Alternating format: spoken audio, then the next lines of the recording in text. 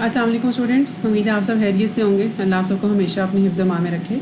आज हम इंशाल्लाह वीक नंबर 12 का लेक्चर 2 करेंगे और चैप्टर 6 होपफुली ख़त्म करेंगे आज।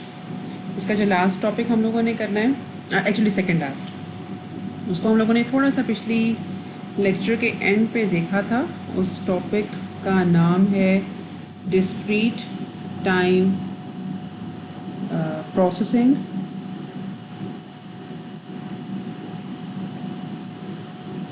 of continuous time signals। ठीक है। एक्चुअली इस टॉपिक की खातिर या प्रैक्टिकली ये करने के लिए हम लोगों को ये पढ़ना होता है कि एक तो सिग्नल्स डिस्क्रीट टाइम में कन्वर्ट कैसे किए जाते हैं। उसमें हम लोगों ने फिर एक चीज़ इम्पॉर्टेंट पढ़ी थी, एलियसिंग की। ठीक है, कि एलियसिंग से हम कैसे बचते हैं जिस वक्त हम कोई भी कंटिन्यूस टाइम सिग्नल को सैम्पल या क्वांटाइज करके डिस्क्रीट टाइम में कन्वर्ट करते हैं। ठीक है, फिर हम लोगों ने आज जो चीज़ पढ़नी है वो प्रोसेसिंग की पढ़नी है कि डिस्क्रीट टाइम में कन्वर्जन हो गई, उसके बाद उसके ऊपर कुछ प्रोसेसिंग हम करना चाहेंगे। और फाइनली हम लोगों ने फिर ये चीज़ भी देख ली थी कि कंस्ट्रक्शन कैसे होती है। ठीक है, एलियसिंग क्या होती है, उसे कैसे बचा जा सकता है, रिकन्स्ट्रक्शन कैसे होती है, उसके कौन कौन से मैथमेटिकल प्रोसीजर्स हो सकते हैं, ये हम लोगों ने पिछले लेक्चर में कवर किया था। आज हम इसको एज अ होल एक टॉपिक पढ़ने की कोशिश करेंगे कि जिस वक्त हम लोगों ने कंटिन्यूस टाइम से डिस्क्रीट टाइम में कन्वर्ट कर लिया तो उसके ऊपर फिर हम प्रोसेसिंग कैसे लगा सकते हैं। ठीक है, तो इस तरह के सिस्टम की जो ओवरऑल सिस्टम की ब्लॉक डायग्राम बनती है वो कुछ इस तरह से होती है कि हमारे पास एक ideal continuous to discrete time signal का एक ब्लॉक या सिस्टम होता है। ठीक है, और इसकी प्रोसेसिंग करते हुए हमें तो ये पता होगा कि यहाँ पर इनपुट एक्स ऑफ टी हम क्या दे रहे हैं। ठीक है, और हम ये अज्यूम करेंगे कि ये एक आइडियल सिस्टम है और एक ख़ास सैम्पलिंग फ्रीक्वेंसी पे काम कर रहा है। ठीक है, और आउटपुट पे जो सिग्नल एमिट होगा that would be x of n, और यहाँ पर हम उसकी प्रोसेसिंग करेंगे। ठीक है, इसको हम यहाँ पर एक LTI सिस्टम होगा या फिर हम इसको DSP भी कह सकते हैं कि यहाँ पे एक डिस्क्रीट सिग्नल प्रोसेसर लगा होगा और इसकी जो आउटपुट होगी that would also be discrete of course, उसको हम y ऑफ n कहेंगे। और इस डिस्क्रीट आउटपुट को रिकन्स्ट्रक्शन के थ्रू यहाँ पे हम कहेंगे कि एक ideal discrete to continuous signal का ब्लॉक है। ठीक है, इस y ऑफ n की रिकन्स्ट्रक्शन होगी यहाँ पर और जो आउटपुट सिग्नल मिलेगा that would be y of t। अब जाहिर सी बात है कि इस आइडियल D2C कन्वर्टर को भी एक सैम्पलिंग फ्रीक्वेंसी की इनपुट चाहिए होगी ताकि एस्टिमेट वो कर सके या रिकन्स्ट्रक्शन करते हुए उसके पास इंफॉर्मेशन हो कि दो सैम्पल्स के दरमियान में टाइम पीरियड कितना है।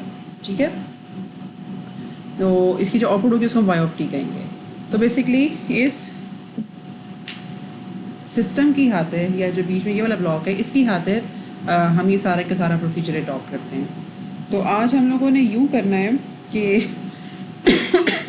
एक न्यूमेरिकल एग्जांपल इस सिस्टम को समझने के लिए देखनी है। ठीक है, और इस तरह के एग्जांपल्स जब भी आपको करने के लिए मिलेंगे तो जो दो चीज़ें ज़रूर आपके पास अवेलेबल होंगी वो एक तो सैम्पलिंग फ्रीक्वेंसी होगी, इनपुट सिग्नल होगा। ठीक है, उसके अलावा या तो आपको DSP या ये जो LTI सिस्टम है या गिवन होगा और आपसे कहा जाएगा कि आप आउटपुट निकालें y ऑफ n और y ऑफ t, या फिर कोई भी डिज़ायर्ड आउटपुट देकर आपसे कहा जाएगा कि इस सिस्टम को डिज़ाइन करिए, ये सिस्टम क्या हो ताकि हमें फॉर एग्ज़ाम्पल ये डिज़ायर्ड आउटपुट हमें मिल जाए। ठीक है, इस तरह के कुछ इसके न्यूमेरिकल्स हो सकते हैं। तो आज हम एक न्यूमेरिकल एग्जांपल इस सिस्टम को समझने के लिए करेंगे। हमारे पास हमें जो इनपुट गिवन है x of T that is a DC component जो कि 3 से रिप्रेजेंट किया हुआ है, एक कोसाइन कंपोनेंट है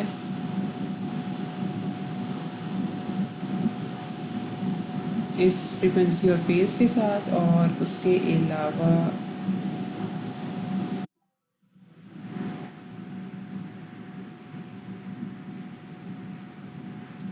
ठीक है। तो टोटल 3 कंपोनेंट्स हमारे इनपुट में, डीसी कंपोनेंट और ये कोसाइन, इसकी एंगुलर फ्रीक्वेंसी 6000 पाए, और इसकी जो लीनियर फ्रीक्वेंसी है दैट विल बी 300 हर्ट्ज़, और इसी तरह से इसकी फ्रीक्वेंसी 6 किलो हर्ट्ज़। ठीक है। और जो हमारे पास डीएसपी सिस्टम है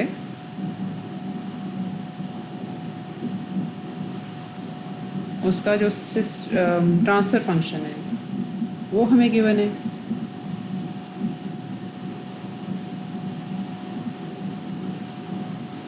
इस तरह से, और फाइनली हमें sampling frequency F of S given है दैट इज़ 8000 सैम्पल्स पर सेकेंड। ठीक है।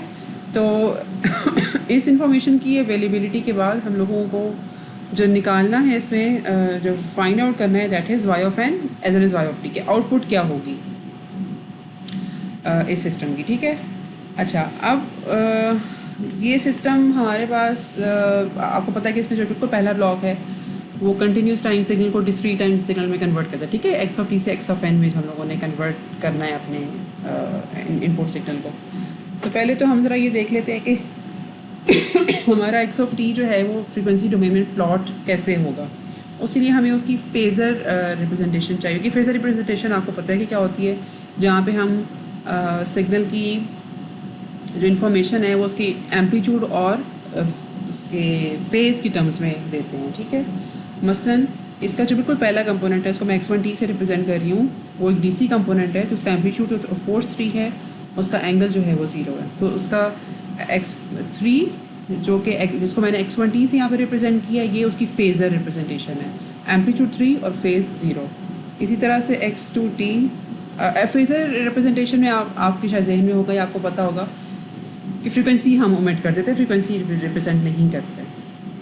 लेकिन ज़्यादातर ये फेज़र रिप्रेजेंटेशन एलटीआई सिस्टम्स के लिए होती हैं। एलटीआई सिस्टम्स आपको पता है फ्रीक्वेंसीज़ को चेंज नहीं करते। उसमें होता यूँ है कि सिर्फ फेज़ और एम्पलीट्यूड मतलब आउटपुट में चेंज होता है, फ्रीक्वेंसी वही रहती है। ओके, अब हमारे पास जो दूसरा कंपोनेंट है कोसाइन का 3 किलो हर्ट्ज़ वाला, उसको हम लिखेंगे इस तरह से कि उसका है अच्छा, उसका जो है ना, अगर हम एक्सपोनेंशियल सिग्नल्स के हवाले से बात करें तो 2/2 e raised to power -j/4। ठीक है। उसका जो एक्सपोनेंशियल कंपोनेंट है उसको हम इस तरह से लिखेंगे। तो 2/2 का मतलब कोर्स के 1 है। और इसी तरह से उसका जो तीसरा कंपोनेंट है उसका एम्पलीट्यूड लिखा जाएगा, एम्पलीट्यूड नहीं बल्कि फेज़र रिप्रेजेंटेशन उसकी लिखी जाएगी इस तरह से। ठीक है। अब अगर ये जो गिवन सिग्नल है एक्स ऑफ टी, अगर हम इसका प्लॉट करना चाहें फ्रीक्वेंसी स्पेक्ट्रम या उसका जो फ्रीक्वेंसी की इंफॉर्मेशन है, तो वो इस तरह से उसको हम शो कर सकते हैं कि अगेंस्ट जो इसमें एक्सेस है वो ओमेगा होगा, कैपिटल ओमेगा, और हम यहाँ पे प्लॉट करना चाह रहे हैं x of J omega. Continuous time signal है तो इसको रिप्रेजेंट इस तरह से करेंगे कि ओमेगा इज इक्वल टू 0, यानी कि डीसी कंपोनेंट जो हमारे पास है उसकी हाइट होगी 3। ठीक है। और उसके बाद हमारे पास अगला कंपोनेंट आएगा 6 पाइप के ऊपर। हम लोग यूँ करते हैं कि इसको इंटू 10⁻³ हम यहाँ पर कॉमन निकाल लेते हैं। ठीक है। जो 6 पाई पे कंपोनेंट है उसकी हाइट कुछ 1 यूनिट्स की है। ठीक है। और उसके बाद अगला जो हमारे पास कंपोनेंट आएगा दैट वुड बी ऑन 12 पाई, और उसकी जो हाइट है it is not drawn on scale, लेकिन इट इज़ इक्वलेंट टू 11/2। ठीक है। इसी तरह से यहाँ पे हमारे पास -6 पाई के ऊपर एक कंपोनेंट आ जाएगा, और एक आ जाएगा -12 पाई के ऊपर 11/2। ये भी देखना है कि अगर कॉस की जगह साइन कंपोनेंट्स होते तो फिर आप उनको कैसे प्लॉट करते हैं। ठीक है। You should know this. अच्छा, ये हमारे पास इस वक्त एक्स ऑफ टी का जो स्पेक्ट्रम है ना, ये मैंने प्लॉट कर दिया है, ठीक है। अब एक्स ऑफ टी जब आइडियल सी टू डी यानी कि ideal continuous to discrete system वाले ब्लॉक से गुजरेगा और आउटपुट पे एक्स ऑफ एन देगा, तो उस एक्स ऑफ एन को हमने देखना है कि वो किस तरह से प्लॉट होगा, ठीक है। बाकी एक्स ऑफ एन नहीं कहना चाहिए, एक्स ऑफ एन के कॉरिस्पॉन्डिंग जो उसका स्पेक्ट्रम होगा जिसको हम इस तरह से रिप्रेजेंट करते हैं, हमने इसको भी प्लॉट करके देखा। अच्छा, अब हमें पता है कि लोअर केस ओमेगा और कैपिटल ओमेगा में जो रिलेशनशिप है वो हम इस तरह से एक्सप्रेस करते हैं और इसको हम ऐसे भी कह सकते हैं, ठीक है। तो हम लोगों ने इस रिलेशनशिप को अप्लाई करते हुए अब इस सिग्नल को प्लॉट करना है कि डिस्क्रीट टाइम सिग्नल के लिए, ठीक है। इस सिग्नल का मतलब ये है कि ये तो एक्स ऑफ टी के लिए था, लेकिन एक्स ऑफ टी जब एक्स ऑफ एन बनेगा तो उसका हम signal corresponding frequency domain signal plot करके देखना चाहेंगे। अच्छा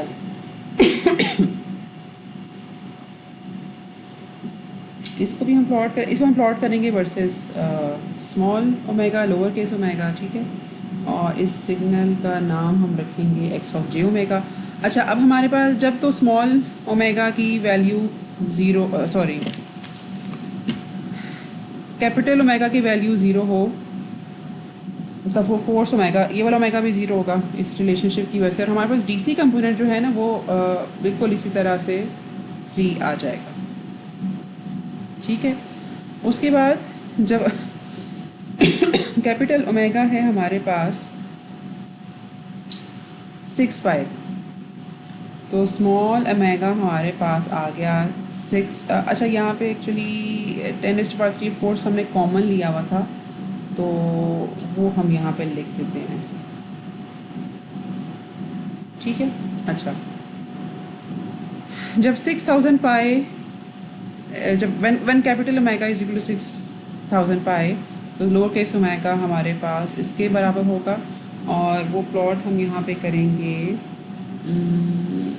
अच्छा, एक चीज़ मैं आपको बताना चाह रही हूँ वो ये है कि क्योंकि डिस्क्रीट टाइम सिग्नल्स में हम सिर्फ इंटरेस्टेड होते हैं इस रेंज वाले सिग्नल्स में, तो ये हमारे पास ज़रूर प्लॉट होनी चाहिए। अच्छा जी, 3 π/4 पे, ठीक है। 3 π/4 would be somewhere like here, ठीक है। और यहाँ पे -3 π/4 हम लिख सकते हैं। जो कंपोनेंट हमारे पास 6000 पाई पे था, 6000 पाई ओमेगा पे, वो स्मॉल ओमेगा में हमें 3 π/4 पर मिल रहा है।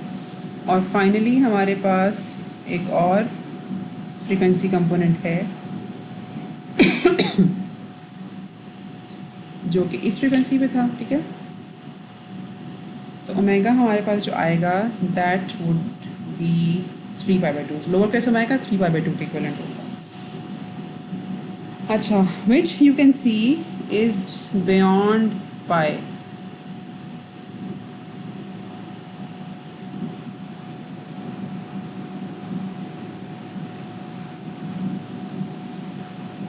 ठीक है। और यहाँ पर भी आप इसको बना सकते हो, it is not drawn up to scale, लेकिन मैं just to have a complete spectrum इसको ऐसे बना लेती हूँ, ठीक है।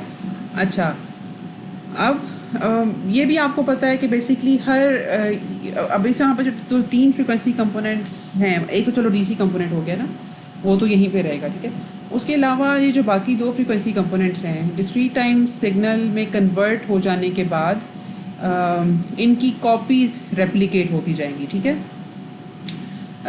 जी, जो हम लोगों ने पढ़ा था, और उसकी वजह ये होती है कि जो डिस्क्रीट टाइम सिग्नल का स्पेक्ट्रम होता है that is associated with continuous time signal का स्पेक्ट्रम इस रिलेशनशिप के साथ, ठीक है, सच दैट के वेरीज फ्रॉम -∞ से इन्फिनिटी, ठीक है। मसलन कि सबसे पहले हमारे पास जो कंटिन्यूस टाइम सिग्नल का स्पेक्ट्रम है वो हमें मिलता है, उसके बाद उसकी एक कॉपी मिलती है सैम्पलिंग फ्रीक्वेंसी पे, फिर उसकी अनदर कॉपी मिलती है ट्वाइस ऑफ सैम्पलिंग फ्रीक्वेंसी पे, then thrice of sampling frequency and so on, positive side पे भी नेगेटिव साइड पे भी, ठीक है, उसकी कॉपीज़ बनना शुरू हो जाती हैं। इसी तरह से हमारे पास जो ये दो फ्रिक्वेंसी कंपोनेंट्स हैं ना, अब ये 3π/4 के ऊपर जो फ्रिक्वेंसी कंपोनेंट्स है ये नेक्स्ट टाइम अपीयर होगा 2 मल्टीप्लाइड बाय सैम्पलिंग फ्रिक्वेंसी, ठीक है। सैम्पलिंग फ्रिक्वेंसी यहाँ पे 8000 हर्ट्ज़ है ऑलमोस्ट। लीनियर फ्रिक्वेंसी अगर हम देखें, ओके चलो मैं आपको ये चीज़ यहाँ पे करके दिखा देती हूँ। हमारे पास जो सैम्पलिंग फ्रिक्वेंसी लीनियर यूनिट्स में है दैट इज़ 8 किलो हर्ट्ज़। अगर हम ओमेगा एस देखें that would B this value radiance पर सेकंड। और अगर हम बात करें ओमेगा एस की, तो चूँकि वो इस तरह से हमें मिलती है तो ओमेगा इस विल बी इक्वल टू 2π, ठीक है। अच्छा, तो हमारे पास जो पहली दफ़ा हमें फ्रिक्वेंसी मिली है 3π/4, ये नेक्स्ट टाइम हमें कहाँ पे मिलेगी? ये नेक्स्ट टाइम हमें मिलेगी मतलब उसका सेंटर जो है वो 2π होगा और उसमें से फिर आप उसमें से 3π/4 प्लस माइनस करो, ठीक है।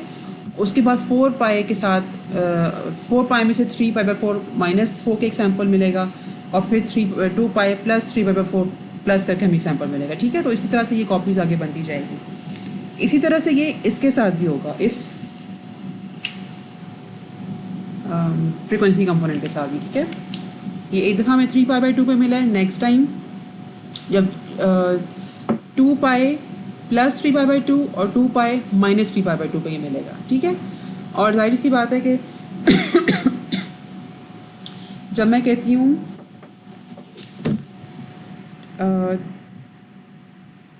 3π प्लस माइनस 2π, तो यहाँ मैंने k को 1 अज्यूम किया, प्लस माइनस 1 अज्यूम किया,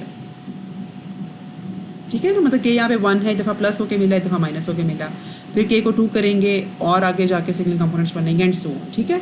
अच्छा, अब हमें ये पता है कि ये जो 3π/2 प्लस माइनस 3π/2 के ऊपर जो सिग्नल है that does not fall in principle range. लेकिन हम जब उसकी रेप्लिकेटेड कॉपीज़ बनाएंगे इस मैथमेटिकल ऑपरेशन या प्रोसीजर के बाद, उसकी रेप्लिकेटेड कॉपीज़ तो बनेगी क्योंकि वो डिस्क्रीट टाइम सिग्नल है। डिस्क्रीट टाइम सिग्नल मैंने भी यहाँ से मैंने यहाँ पे लिखा हुआ है, उसका उस क्वेश्चन का थोड़ा सा पार्ट रहेगा कि डिस्क्रीट टाइम सिग्नल का जो स्पेक्ट्रम है वो कंटिन्यूस टाइम सिग्नल के स्पेक्ट्रम को रेप्लिकेट करके बनता है, जिसमें k को हम बेसिकली वेरी करते हैं, ठीक है। तो जब हमारे पास ये वाला फ्रिक्वेंसी कंपोनेंट है, ये जब रेप्लिकेट होगा मतलब इसकी बहुत सारी कॉपीज़ आगे भी बनेंगी, तो हम एक ऑटोमेटिकली एक कंपोनेंट इसका प्रिंसिपल रेंज में आके फॉल करेगा और हमें एक कंपोनेंट यहाँ आके मिलेगा एट π/2 माइनस π/2, ठीक है। ये शायद यहाँ देखने में आपको छोटा लग रहा होगा, लेकिन बेसिकली ये 11/2 इसकी हाइट है, ठीक है। 11/2 यही वाला फ्रिक्वेंसी कंपोनेंट रेप्लिकेशन की वजह से हमें एक दफ़ा π/2 और माइनस π/2 में मिलेगा। अच्छा, अब ये चीज़ अगर किसी को समझ नहीं आई तो प्लीज़ सी कि आपने करना ये है कि ये इसका ये फ्रिक्वेंसी कंपोनेंट जो इसका अपना है स्मॉलर सैम्पलिंग फ्रीक्वेंसी की वजह से ये प्रिंसिपल रेंज से आउट होके बेसिकली हमें 3π/2 पर मिला है, ठीक है। लेकिन डिस्क्रीट टाइम सिग्नल होने की वजह से या उसका फ्रीक्वेंसी कंपोनेंट होने की वजह से इसके आगे मल्टीपल कॉपीज़ बनेंगी। मसलन इसकी पहली मल्टीपल कॉपी जो बनेगी वो इस वैल्यू पे बनेगी, ठीक है। और इसी तरह से जब आप इसको ये प्लॉट करोगे, इसी तरह से मतलब -3π/2 वाला जो कंपोनेंट है उसके साथ भी हम प्लस माइनस 2π करेंगे, ठीक है। तो जब हम इस तरह से आगे रेप्लिकेटेड कॉपीज़ बनाएंगे इन दोनों फ्रीक्वेंसी कंपोनेंट्स की, तो हमें पता चलेगा कि एक कंपोनेंट हमें π/2 पर मिल रहा है और एक हमें -π/2 पर मिल रहा है, ठीक हो गया। अच्छा, प्लीज़ अगर किसी को बात समझ नहीं आई तो मुझसे पूछ सकता है। ओके, अब हमारे पास जो सिग्नल एमिट होगा ऑफ कोर्स उसकी कुछ उसका फ्रीक्वेंसी स्पेक्ट्रम इस तरह से दिया जाएगा जो x(n) है, और DSP में या LTI सिस्टम में, तो वो LTI सिस्टम सिर्फ इंटरेस्टेड होगा इस पोर्शन में, ठीक है, या उसने जो हैंडल करना है या उसने प्रोसेस करना है वो इस प्रिंसिपल रेंज के अंदर फॉल किए जाने वाले सारे सिग्नल्स के साथ करना है। ठीक है, तो इस प्रिंसिपल रेंज के अंदर अब हमारे पास टोटल 5 कंपोनेंट्स हैं। एक डीसी कंपोनेंट जो कि small omega is equal to 0 पे है। अगले 2 कंपोनेंट्स हमारे पास आ रहे हैं omega is equal two plus minus pi by 2, और उससे अगले 2 कंपोनेंट्स हमारे पास आ रहे हैं omega is equal two plus minus 3 pi by 4। Total 5 components हैं जो कि जिनके साथ डीएसपी ब्लॉक डील करेगा। अच्छा, अब डीएसपी ब्लॉक जो है उसका अपना ट्रांसफ़र फंक्शन हमें गिवन था इस तरह से 1/4 1 minus e raise to power minus 4। ठीक है, ये उसका ट्रांसफ़र फंक्शन था। और अगर हम निकालना चाहें या लिखना चाहें उसका frequency response, that is defined as h e raise to power j omega, और यहाँ पे भी हम लिखेंगे इस तरह। ठीक है, e raise to power minus j4 omega. अच्छा, अब हमारे पास 3 फ्रीक्वेंसी कंपोनेंट्स इनपुट पे डीसी को शामिल करके उसको मैं फ्रीक्वेंसी कंपोनेंट कह रही हूँ, लेकिन it's a basically DC signal या सिग्नल विद 0 फ्रीक्वेंसी। ठीक है, तो उन तीनों को हम लोगों ने फिर अब देखना है कि ये जो सिस्टम है जिसको हम लोगों ने इस फ्रीक्वेंसी रिस्पॉन्स के साथ डिफ़ाइन किया है वो उन तीनों कंपोनेंट्स के साथ कैसे डील करेगा। ठीक है, मसलन जिस वक्त हम बात करते हैं ओमेगा इज़ इक्वल टू 0 वाले सिग्नल की, तो लेट्स सी के ये सिस्टम उसके साथ कैसे बिहेव करता है। तो ओमेगा की जगह 0 हम लोगों ने पुट किया और यहाँ पे आके हमारे पास 0। इसका मतलब ये है कि ये जो सिस्टम हमें गिवन है ना, ये कोई भी डीसी कंपोनेंट पास नहीं करेगा, बेशक वो कितने भी एम्पलीट्यूड का क्यों ना हो। उसके बाद हमारे पास अगला फ्रीक्वेंसी कंपोनेंट है पाई बाई 2। अब हम पाई बाई 2 को देखते हैं। यहाँ पे हमारे पास आ गया माइनस j4 और ये आ गया पाई बाई 2, तो ये यहाँ पर बच गया ई रेज़ टू पावर 2 पाई। इसको आयलर आइडेंटिटी से अगर हम खोल के लिखें तो ये लिखा जाएगा इस तरह, और इसको सॉल्व करके आपको पता चलेगा कि आपके पास आंसर जो है वो 0 आता है। इसका मतलब ये है कि पाई बाई 2 फ्रीक्वेंसी कंपोनेंट के साथ जो भी इनपुट सिग्नल अपीयर होगा वो सिस्टम उसको आउटपुट पे नहीं निकालेगा। ठीक है, it will act like a notch filter for this sort of frequency. और फाइनली हमारे पास एक और फ्रीक्वेंसी कंपोनेंट है विद दिस वैल्यू। तो इसका देखते थे कि सिस्टम कैसे बिहेव करता है। 1/4 1 minus e raise to power minus j4 3 pi by 4। इसको जब हम आगे लेके सॉल्व करेंगे तो यूल गेट दिस वैल्यू। ठीक है, अच्छा, अब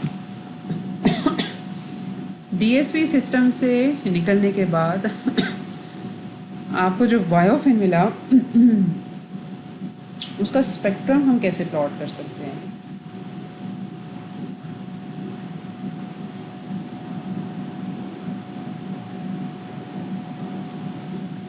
डीएसपी में उस ब्लॉक में 3 सिग्नल्स एंटर हुए थे, डीसी कंपोनेंट और फिर 2 frequency components pi by 2 minus pi by 2 के साथ, और फिर 2 frequency components plus minus 3 pi by 4 के साथ। ठीक है, तो आप डीसी कंपोनेंट और पाई बाई 2 फ्रीक्वेंसी कंपोनेंट तो टोटली एलिमिनेट हो गए। बाकी हमारे पास सिर्फ बचा ये वाला फ्रीक्वेंसी कंपोनेंट जो कि इमिट होगा with amplitude with a different amplitude such that उसका एम्पलीट्यूड रिड्यूस होके हाफ रह जाएगा। ठीक है, तो हमारे पास एंटर होने वाले कंपोनेंट का एम्पलीट्यूड था 1, ओके, और उसको हमने 1/2 से मल्टीप्लाई किया तो of course we will get 1/2। और हमारे पास जो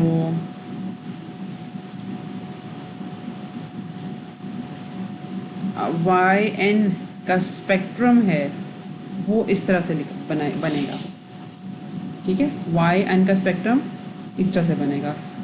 बाकी दोनों फ्रिक्वेंसी कंपोनेंट्स, डीसी कंपोनेंट और एक और फ्रिक्वेंसी कंपोनेंट पाई/2 इसमें शो नहीं हो रहे, ठीक है। और सिर्फ ये फ्रिक्वेंसी कंपोनेंट इस एम्पलीट्यूड के साथ इसमें अपीयर हो रहा है, ठीक है। और फाइनली अच्छा, आपने यहाँ पे ये भी गौर किया होगा कि जो ट्रांसफर फंक्शन तो नहीं, फ्रिक्वेंसी रिस्पॉन्स कहना चाहिए, ये सिर्फ एम्पलीट्यूड में चेंज ला रहा है, फेज़ में किसी किस्म का चेंज नहीं ला रहा। तो ये वाला कंपोनेंट इनपुट पे जिस फेज़ के साथ अपीयर हुआ था, आउटपुट पे उसी फेज़ के साथ इमिट होगा टीएसपी ब्लॉक से। तो इसका मतलब ये है कि वाई एन के बाद, वाई एन को आप मैथमेटिकली भी लिख सकते हो। प्लीज़ ट्राई, आप देखो कि आपसे वाई एन की इक्वेशन लिखी जाती है कि नहीं। और फाइनली आप स्पेक्ट्रम बना सकते हो वाई टी का। मैं यहाँ पे वाई टी का स्पेक्ट्रम नहीं बनाऊँगी, मैं यहाँ पे वाई टी की इक्वेशन लिखूँगी।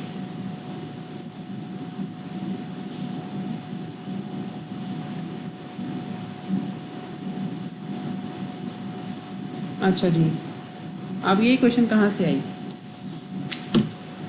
डीएसपी ब्लॉक के बाद वाई एन ने एंटर होना है एक और ब्लॉक में, ठीक है। और उस ब्लॉक का नाम है आइडियल D2C। उसमें एक डिस्क्रीट टाइम सिग्नल को लेकर कंटिन्यूस टाइम सिग्नल बनाना है। तो उसके बाद जो सिग्नल एंटर हो रहा था वो ओमेगा वैल्यू के साथ था, उसको यहाँ पर इंफॉर्मेशन f(s) की थी और उसने आउटपुट पे इंफॉर्मेशन ओमेगा की निकालनी थी। तो इन दोनों को इन्फॉर्मेशन को यूज़ करके ओमेगा निकाला, ये this is that omega,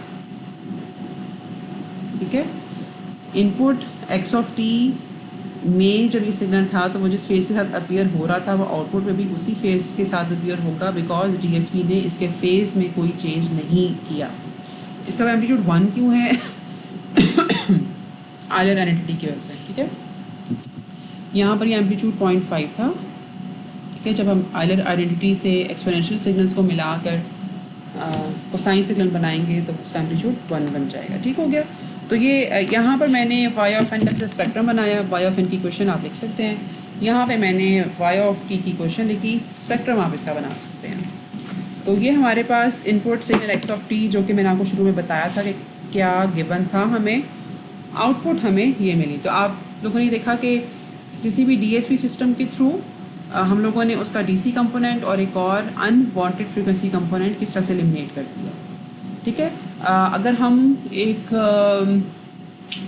low pass filter बनाते हैं सच दैट कि वो लो पास फ़िल्टर इस तरह का होता कि वो सिर्फ 3 किलोहर्ट्ज़ वाली फ्रीक्वेंसी को पास आउट करने के लिए बनता, तो तब ये अगर हम बहुत महंगा, मतलब महंगी से मुराद है कि बहुत, अगर हम एक्सपेंसिव और बेहतर किस्म का फ़िल्टर बनाएं तो भी हम उसका जो ट्रांजिशन रीजन है वो बिल्कुल इस तरह से नहीं कर सकते। बहरहाल उसमें कोई ना कोई स्लोप जो है वो रहती है, ठीक है। ये भी इस तरह का भी पॉसिबल नहीं है इतनी शार्प कट ऑफ वाला, कुछ हमें इस तरह की चीज़ मिलती है। इसका मतलब ये है कि वो जो 6 किलोहर्ट्ज़ वाला फ्रीक्वेंसी कंपोनेंट था वो किसी ना किसी एम्पलीट्यूड के साथ मौजूद रहता, वो पास आउट हो जाता, ठीक है। लेकिन डीएसपी में ये खूबी है कि उसमें हम बड़े कन्फाइन किस्म की और बड़े स्ट्रिक्ट उसके साथ सेटिंग्स के साथ फ़िल्टर्स डिज़ाइन कर सकते हैं और उसमें 6 किलोहर्ट्ज़ वाले फ्रीक्वेंसी कंपोनेंट को बिल्कुल एलिमिनेट कर दिया है, ठीक है। तो ये थोड़ा फ़ायदा होता है हमें डिस्क्रीट टाइम सिग्नल्स में कन्वर्जन का और फिर डिस्क्रीट टाइम सिग्नल प्रोसेसर्स का, ठीक हो गया। तो आप इसको प्लीज़ समझने की कोशिश करना कि ये हम लोगों ने इस एग्ज़ाम्पल में क्या किया है। इस तरह की कोई एग्ज़ाम्पल आप एक्सपेक्ट कर सकते हैं अपने ऑनलाइन एग्ज़ाम में, ओके। और अभी हम करेंगे आज का और चैप्टर नंबर 6 का लास्ट टॉपिक, जिसका टाइटल है सैम्पलिंग बैंड पास सिग्नल्स, ठीक है। अब मुझे थोड़ा सा याद है, बिल्कुल हम लोगों ने शुरू की क्लास में इस बात को हल्का सा इसका जिक्र किया था। आई डोंट एक्सपेक्ट कि ये आप लोग को याद होगा, लेकिन कुछ हम लोगों ने इस तरह की चीज़ की थी। अच्छा, अब आपको जो पता होने की ज़रूरत है वो ये है कि कुछ सिग्नल्स ऐसे होते हैं जिनको हम लो पास या बेस बैंड सिग्नल्स कहते हैं। लो पास कट की टर्म तो जनरली वैसे फ़िल्टर्स के लिए इस्तेमाल होती है, लेकिन हम उन्हें बेस बैंड सिग्नल्स कहते हैं। ये सिग्नल्स वो सिग्नल्स होते हैं जिसमें हमारे पास जो हाईएस्ट फ्रीक्वेंसी कंपोनेंट होता है वो तो एक वैल्यू उसकी एफ ऑफ एच, अगर हम इसको वर्सेस एफ बना रहे हैं, को हाईएस्ट फ्रीक्वेंसी इसमें होती है, लेकिन इसमें जो लोअर फ्रीक्वेंसी होती है ना वो ज़ीरो होती है, ठीक है। और हम चूँकि नेगेटिव फ्रीक्वेंसीज भी कंसिडर करते हैं तो ये उसका टोटल ओवरऑल स्पेक्ट्रम बनेगा। तो इस तरह के सिग्नल्स जो कि लोअर फ्रीक्वेंसी मतलब इनके जो ज़ीरो से शुरू होकर किसी हास वैल्यू एफ एच पे जाके ख़त्म हो रहे हो, इस तरह के सिग्नल्स को बेस बैंड सिग्नल्स कहते हैं। ठीक हो गया। और बेस बैंड सिग्नल्स अभी तक हम लोगों ने जैसे ज़्यादातर तो कोसाइन सिग्नल्स को अज्यूम करके एग्जांपल सॉल्व की हैं या कुछ समझने की कोशिश की है, वो सारे के सारे सिग्नल्स बेस बैंड सिग्नल होते हैं। मसलन एक कोसाइन सिग्नल हम लोगों ने सीखा कि उसका स्पेक्ट्रम कुछ इस तरह का बनता है, ठीक है। अब उसकी उसमें एक ही है फ्रिक्वेंसी कंपोनेंट है, लेकिन अगर हम उसकी बैंडविड्थ की बात करें या उसकी हाईएस्ट फ्रिक्वेंसी की बात करें तो वो दोनों एक ही हैं, ठीक है। उसकी बैंडविड्थ 0 से लेकर यहाँ तक कंसिडर होगी, या अगर हम उसकी हाईएस्ट फ्रिक्वेंसी की बात करें तो एक्जैक्टली हम इस वाली वैल्यू की बात करेंगे, तो उसमें बैंडविड्थ का हम जिक्र करें या हाईएस्ट फ्रिक्वेंसी का हम जिक्र करें, वो दोनों एक ही होती हैं, ठीक है, बेस बैंड सिग्नल्स में या किसी भी कोसाइन सिग्नल में। तो हम लोगों ने बेस बैंड सिग्नल्स के लिए अभी तक ये पढ़ा कि उसमें जो सैम्पलिंग फ्रीक्वेंसी है that should be greater than और equal to twice of the highest frequency. ये चीज़ मैंने आपको बताई थी कि अगर हमारे पास साइनसॉइडल सिग्नल्स हैं जैसे कॉस या साइन, तो उसमें ये इक्वालिटी नहीं रहती, उसमें sampling frequency must always be higher than twice of the highest frequency, ठीक है। लेकिन इन जनरल जब हम बेस बैंड सिग्नल्स की बात करें तो हम लोगों ने इस प्रिंसिपल को इस्टेब्लिश किया था बिल्कुल अपने पहले लेक्चर में, इस चैप्टर नंबर 6 के पहले लेक्चर में, ठीक है। अच्छा, अब एक और तरह के सिग्नल्स होते हैं जिनका तस्करा इस टाइटल में भी है, जिनको हम बैंड पास सिग्नल कहते हैं, ठीक है। बैंड पास सिग्नल्स ऐसे सिग्नल्स होते हैं जिनमें लोवेस्ट फ्रीक्वेंसी 0 नहीं होती, लाइक अगर मैं इसको हाईएस्ट फ्रीक्वेंसी को एफ ऑफ एच कहूँ तो मेरे पास जो लोएस्ट फ्रीक्वेंसी है that is not zero, that is of some non zero value, तो उसको हम एफ एल कहेंगे,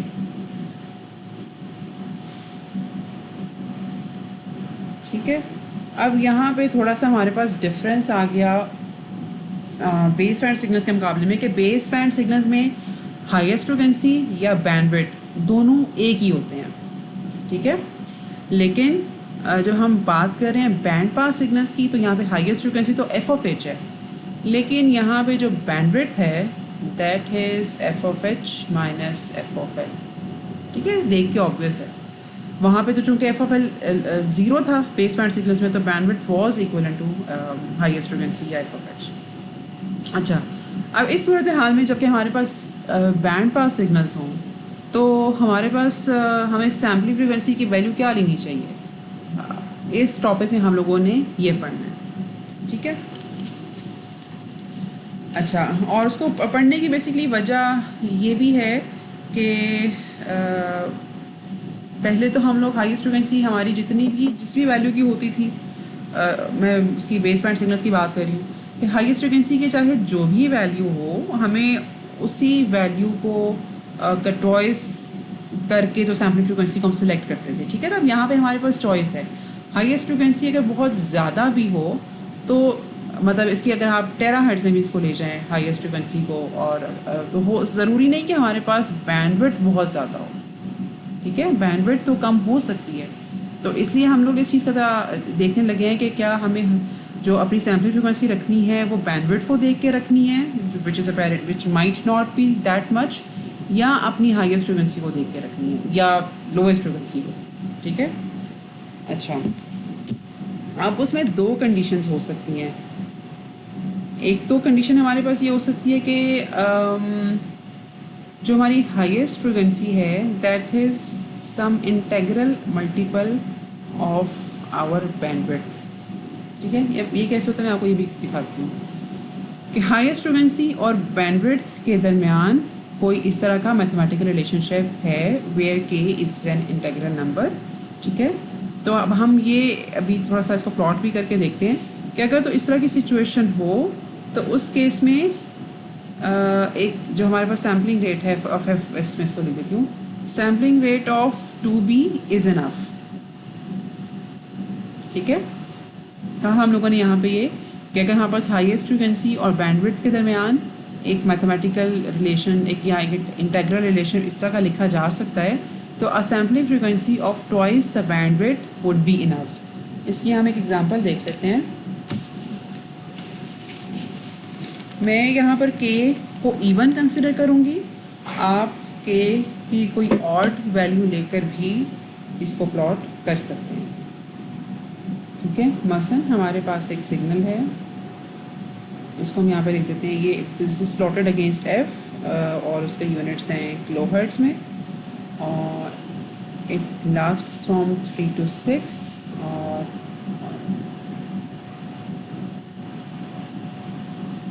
और यहाँ पे -6 से -3, ठीक हो गया। ये यहाँ बस इस कोई भी सिग्नल है इसको हम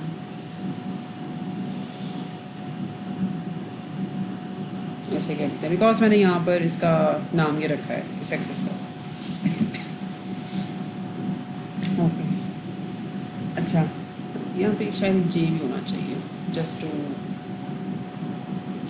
make it related with X of J omega. Okay, अब ये जो बैंडविड्थ है ना यहाँ पर that is equivalent to 3 kilohertz और highest frequency which is equal to 6 को अगर हमने यहाँ से रिलेट करना है या k की वैल्यू निकालनी है तो k इज़ इक्वल टू 2, ठीक है। तो हम एक मैथमेटिकल रिलेशनशिप यहाँ पे डेवलप कर पा रहे हैं। ओके, अब इसकी हम जो सैम्पलिंग करने लगे हैं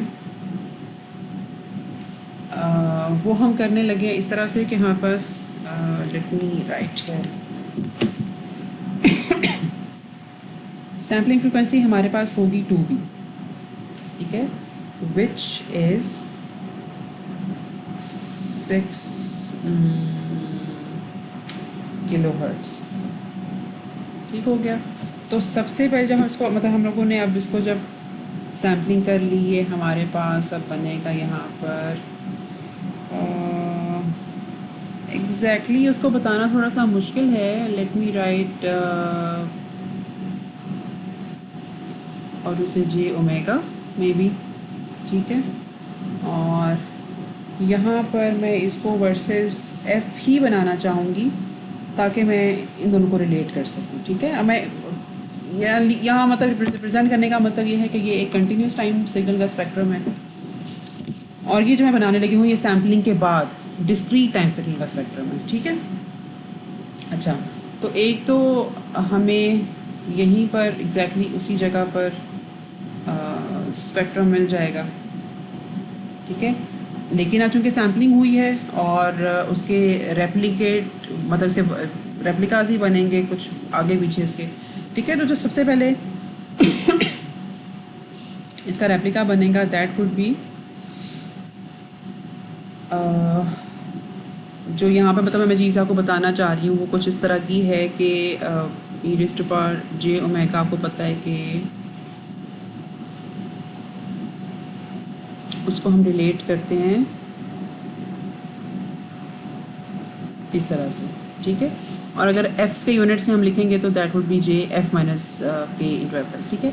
तो जो सबसे पहले के एफ एस लिखा जाएगा that would B 1 multiplied by और एफ एस की वैल्यू यहाँ पर है 6 किलोहर्ट्ज़। मतलब ये है कि अब हम लोगों ने इस स्पेक्ट्रम को उठा के जब एक दफ़ा आगे बनाना है तो उसका जिस तरह यहाँ पे इस स्पेक्ट्रम का सेंट्रल पॉइंट 0 है तो अब इसको जब एक दफ़ा आगे प्लॉट करना है k की वैल्यू को 1 रखते हुए तो अब हमारे पास जो सेंट्रल पॉइंट है वो 6 बनेगा, ठीक है। तो 6 को सेंट्रल पॉइंट कंसिडर करते हुए ये एक दफ़ा स्पेक्ट्रम ये वाला बना, ठीक है। ये वापस आएगा 9 to 12 और उसकी जो नेगेटिव कॉपी है वो बनेगी इस तरह से, ठीक है। नहीं बल्कि मुझे इसको यहाँ जोड़ ही देना चाहिए बिकॉज तो ये वाला जो स्पेक्ट्रम है ये बेसिकली लेट मी राइट ये ओरिजिनल स्पेक्ट्रम है, ठीक है। ये स्पेक्ट्रम जो है ये पॉजिटिव साइड वाला स्पेक्ट्रम है जो कि बना when I took k is equal to 1 और ये जो स्पेक्ट्रम है ये इट केम टू बीइंग ये नेगेटिव स्पेक्ट्रम यहाँ की कॉपी यहाँ पे बनी when I assumed k is equal to 1, ठीक है। उसी तरह से अब अगर मैं k की वैल्यू को -1 इंटू FS लेकर आगे चलूँ तो अब जो सेंट्रल पॉइंट होगा दैट वुड बी -6 किलोहर्ट्ज़ या फिर ये वाला पॉइंट, ठीक है। अच्छा, तो अब पॉजिटिव कॉपी यहाँ पे बनेगी और नेगेटिव कॉपी इस बोर्ड से बाहर चली जाएगी, तो उसको ड्रॉ करना थोड़ा सा मुश्किल है। तो यहाँ मैं मार्क कर देती हूँ कि ये पॉजिटिव कॉपी है और अच्छा इसको वैसे ऐसे होना चाहिए, please don't mind my drawing, ठीक है। अच्छा, और ये डेवलप हुई when I assume k is equal to -1, ठीक है। अच्छा, यहाँ पे ओके। और इसी तरह से जब आप मैंने अब इसको है इतना सा ही बनाया, लेकिन अब आप इसको जब k की वैल्यू को जैसे मैंने 1 और -1 लेके बनाने की कोशिश की, फिर आप 2 और -2 लेके भी बनाना, तो आपको अंदाज़ा होगा कि ये इस तरह से आगे भरता जाएगा, ठीक है। लेकिन एक थोड़ा सा डिफरेंस जो हमें देख के पता चलेगा वो ये है कि ओरिजिनल स्पेक्ट्रम हमारे पास इस तरह से था, k की वैल्यू हमारे पास it turned out to be an even value k is equal to 2। तो हमारे पास जो लो पास सिग्नल या बेस बैंड सिग्नल जिसे हम कहते हैं वो जो बना ना वो ओरिजिनल सिग्नल का कैसे मिरर इमेज बना है, ठीक है। अगर हमारे पास k की वैल्यू ऑड आती, ठीक है, k की वैल्यू अगर हमारे पास ऑड आती तो आप देखते कि सैम्पलिंग के नतीजे में जो हमारे पास एक बेस बैंड सिग्नल हमें मिल रहा होता वो हमें एक्चुअली बिल्कुल एग्जैक्टली यही वाला सिग्नल मिल रहा होता, ठीक है। यानी कि अगर हम k को ऑड अज्यूम कर मतलब हमने तो है अज्यूम नहीं करना था कि वो k की वैल्यू तो ऑफ कोर्स आती मतलब बैंडविड्थ पे डिपेंड करती है, लेकिन अगर k की वैल्यू ऑड होती तो आप देखते कि हमें बेस बैंड पे इस तरह का सिग्नल मिलता, ठीक है।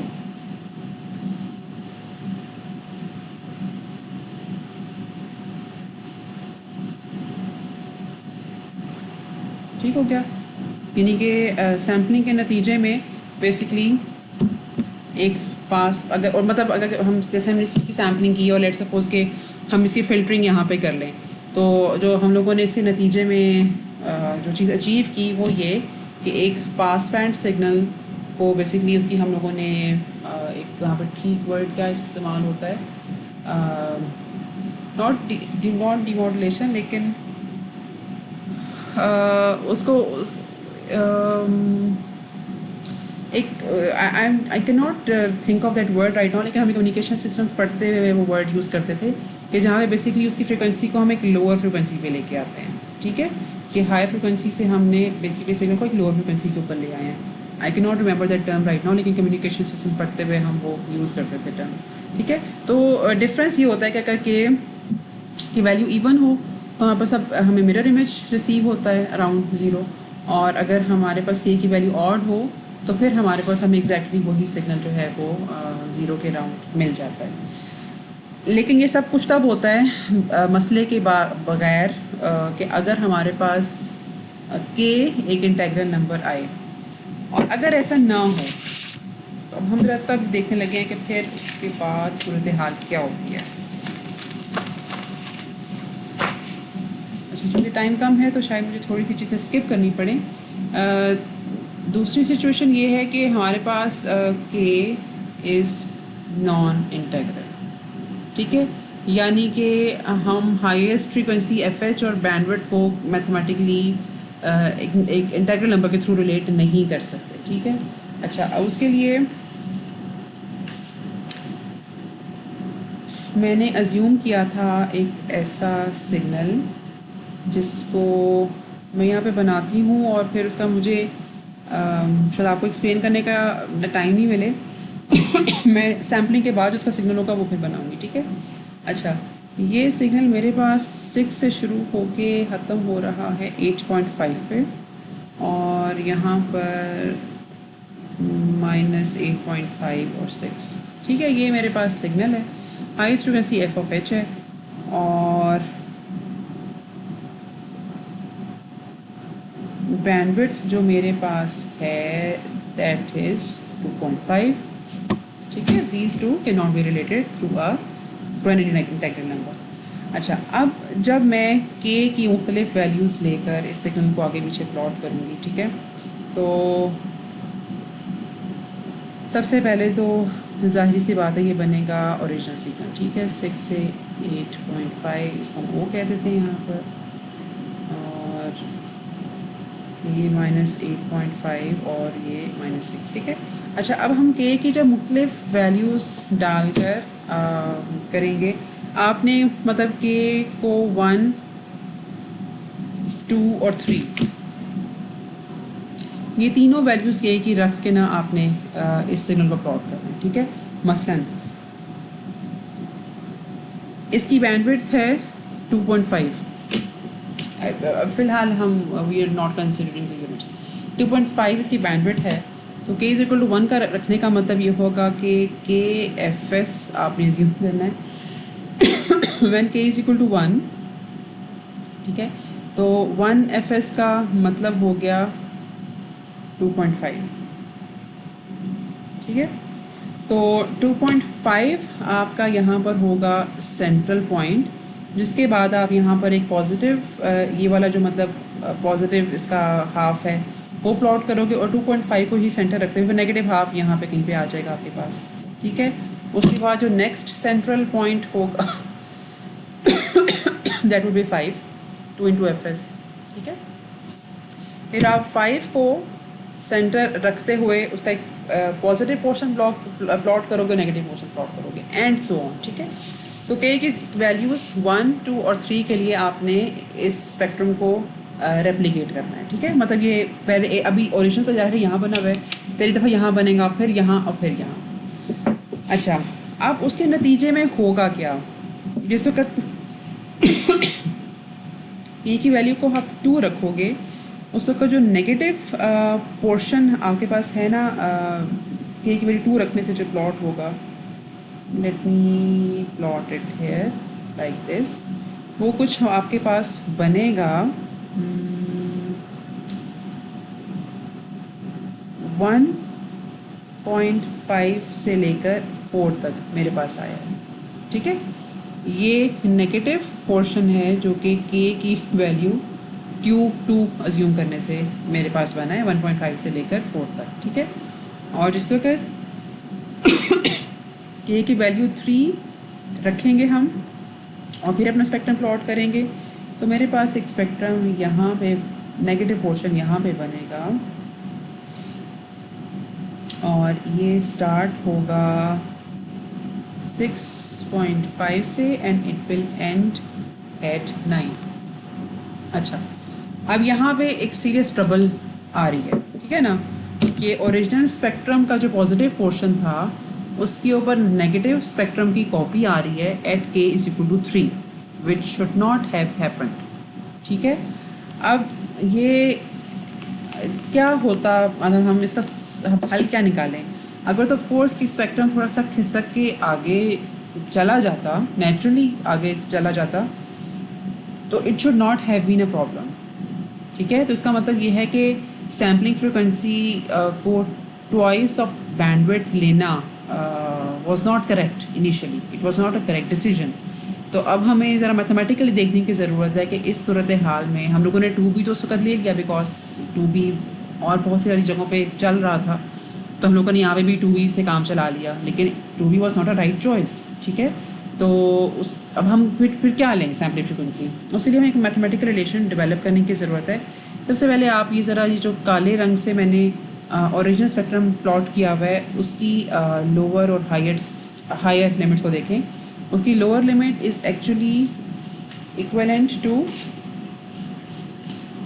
FL और उसकी जो हाईएस्ट फ्रीक्वेंसी है that is equivalent to FH। ठीक है।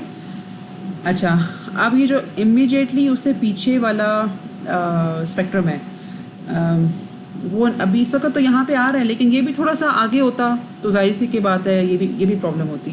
तो हमें इसको भी देखने की ज़रूरत है कि ये भी थोड़ा पीछे पीछे रहे और ये वाला जो स्पेक्ट्रम बना है ये भी थोड़ा आगे जाके बने। ठीक है। इसको अब अच्छा, ये वाला जो स्पेक्ट्रम जो है वो बना है हमारे पास n इज़ इक्वल टू 2 के ऊपर, और ये जो स्पेक्ट्रम हमारे पास बना है ये है n इज़ इक्वल टू 3 के ऊपर। ठीक है, sorry not n, k is equal to 3 के ऊपर और नेगेटिव स्पेक्ट्रम है। अच्छा, इस स्पेक्ट्रम को ये देखते हुए कि k इज़ इक्वल टू 2 और ये k इज़ इक्वल टू 3 है, जो ये वाला हमारे पास फ्रीक्वेंसी कंपोनेंट है इसको हम कह सकते हैं -FH plus k -1 into FS। ठीक है। अब this thing is very important to understand कि ये मैथमेटिकल एक्सप्रेशन कैसे लिखा हुआ है। जो चीज़ आपको समझने की ज़रूरत है वो ये है कि हम जब स्पेक्ट्रम को ऑफ कोर्स आगे या पीछे की तरफ प्लॉट करते जाते हैं तो जाहिर सी की बात है कि हम उनकी जो फ्रीक्वेंसी कंपोनेंट्स हमारे पास अवेलेबल होते हैं इन्हीं में कुछ ऐड सब्ट्रैक्ट कर रहे हैं ना। वो जो ऐड सब्ट्रैक्ट कर रहे हैं that is dependent on k into FS। ठीक है ना, k इंटू FS की जो भी न्यूमेरिकल वैल्यू आती है और k को फिर हम इंक्रीज़ या डिक्रीज़ करते हैं। तो ये तो हो गई जो ये वाला कंपोनेंट है, दिस कंपोनेंट इज़ ऑब्टेन्ड या this value is obtained by adding k into FS into FH। ठीक है, तो k की उस वक्त जो भी वैल्यू होगी। तो अब कंपेयर जब आप इस स्पेक्ट्रम को इस हाफ पोर्शन को इस हाफ पोर्शन को करेंगे तो आपको पता चलेगा कि यहाँ कि पे k की जो भी वैल्यू आ रही है ये वाले इस कंपोनेंट की वैल्यू से एग्जैक्टली एक कम है। ठीक है, ये مثلا k इज इक्वल टू 3 पे प्लॉटेड था तो ये k इज इक्वल टू 2 के ऊपर प्लॉटेड है। तो इसको फिर हम -FH plus k -1 into FS कहेंगे और इस कंपोनेंट को हम कहेंगे -FL plus k -1 into FS। ठीक है, इसी तरह से जो ये वाले दो कंपोनेंट्स हैं इनको आप बहुत इजीली लिख सकते हो किस तरह से, -FH plus k into FS, क्योंकि ये सेकंड कंपोनेंट था ना, ये k इज इक्वल टू 2 पे मिला था ये, और ये जो रेड ट्राइंगल है ये k इज इक्वल टू 3 पे मिली थी। तो अगर हम इसको k कह रहे हैं तो इसको हम k -1 कहेंगे और वाइस वर्सा। तो ये हो, अगर हम लोगों ने इसको कहा है -FH plus k -1 into FS तो इसे कहेंगे -FH plus k into FS। ठीक है, और ये वाला जो हायर वाला फ्रिक्वेंसी कंपोनेंट है मैंने मतलब अगला वाला that would B given as -FL plus k FS। ठीक हो गया। अच्छा, चूँकि अब टाइम काफ़ी ज़्यादा हो गया और इस वीडियो को ज़रा अपलोड करना मुश्किल हो जाएगा अगर इससे ज़्यादा एक्सीड किया, तो इंशाल्लाह इससे आगे हम फिर नेक्स्ट क्लास में पढ़ेंगे। आई एम सॉरी कि आज का लेक्चर यहाँ पे कंप्लीट नहीं हो सका। एक न्यूमेरिकल एग्जाम्पल भी मैं कराना चाह रही थी, लेकिन उसको इंशाल्लाह फिर उसकी एक शॉर्ट वीडियो मैं बना के तो अपलोड कर दूँगी ताकि फिर ये लेक्चर जो है वो कंप्लीट हो जाए। थैंक यू, अल्लाह हाफ़िज़।